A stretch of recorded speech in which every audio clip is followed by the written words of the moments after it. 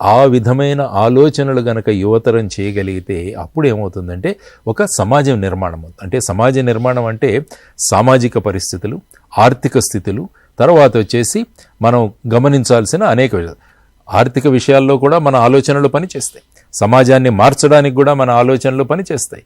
ఆ విధంగా social, economic and political కూడా. అంటే ఈ డెమోక్రసీలో అన్నిటినీ కంట్రోల్ చేసేవి రాజకీయాలు.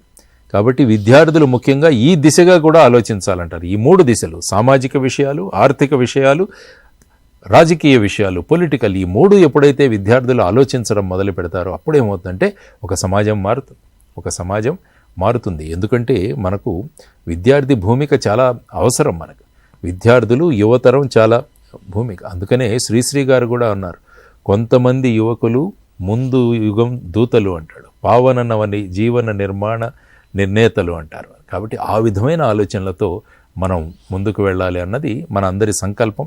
కాబట్టి తల్లిదండ్రులు, ఉపాధ్యాయులు, సమాజం ఏదైతే సర్వసాధారణ వ్యక్తిగా తయారు చేసే ప్రయత్నం చేస్తుందో ఆ ప్రయత్నాన్ని తట్టుకొని ఎవరైతే ముందుకు వెళ్ళి వాళ్లలో ఉన్న విశిష్టమైన గుణగణాలను చూపించగలరో వారే సమాజ నిర్మాతలుగా, వారికి ఒక విశిష్టమైన స్థానాన్ని కూడా వాళ్ళు తయారు చేసుకోగలరు. దీన్నే కల్చర్ ఆఫ్ ఎక్సలెన్స్ అంటారు అబ్దుల్ కలాం గారు. So you have to create a culture of excellence around అంటాడు.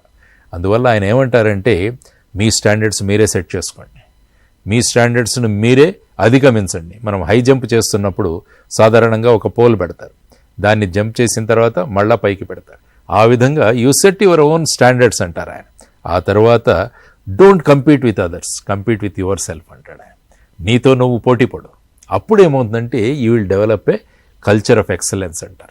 ఆ తర్వాత ఆయన కోరేది ఏంటంటే యునీక్ పర్ఫార్మెన్స్. ప్రతి ఒక్కరూ కూడా విశిష్టమైన పర్ఫార్మెన్స్ ఇవ్వగలగాలి, వాళ్ళ ప్రదర్శన చేయగలగాలి. దానికి ఆయన ఏమంటారంటే జీవితంలో ఒక లక్ష్యాన్ని పెట్టిరుకోండి, ఆ లక్ష్య సాధన కోసం మీరు జ్ఞానాన్ని నిరంతరం మీరు తీసుకొస్తూ ఉండండి, జ్ఞానాన్ని పొందుతూ ఉండండి. ఆ తర్వాత ఆయన ఏమంటాడంటే కష్టపడి పని చేయండి. ఇప్పుడే మీరు అన్నారు, వాళ్ళు కష్టపడి పని చేస్తున్నారా లేకుంటే ఇష్టపడి పని చేస్తున్నారా? Hard work is very very important. ఈ మధ్య యువతరం ఏమనుకుంటారంటే స్మార్ట్ వర్క్ చాలా ఇంపార్టెంట్ అనుకుంటారు, కానీ there is no replacement for hard work. కాబట్టి కష్టపడి పని చేయడం. ఆ తరువాత చిన్న చిన్న సమస్యలు వస్తుంటాయి, మనం వెళుతున్నప్పుడు అనేక సమస్యలు వస్తుంటాయి. ఈ సమస్యలన్నింటినీ కూడా ఎదుర్కొనగలిగే క్షమత, ఆ విధమైన ఓపిక మనకు కావాలి. ఆ ఓపిక లేనప్పుడు ఏమవుతుందంటే చాలామంది దాని నుంచి పక్కకు వెళ్ళిపోయి మళ్ళా సర్వసాధారణ వ్యక్తులుగా మారుతుంటారు.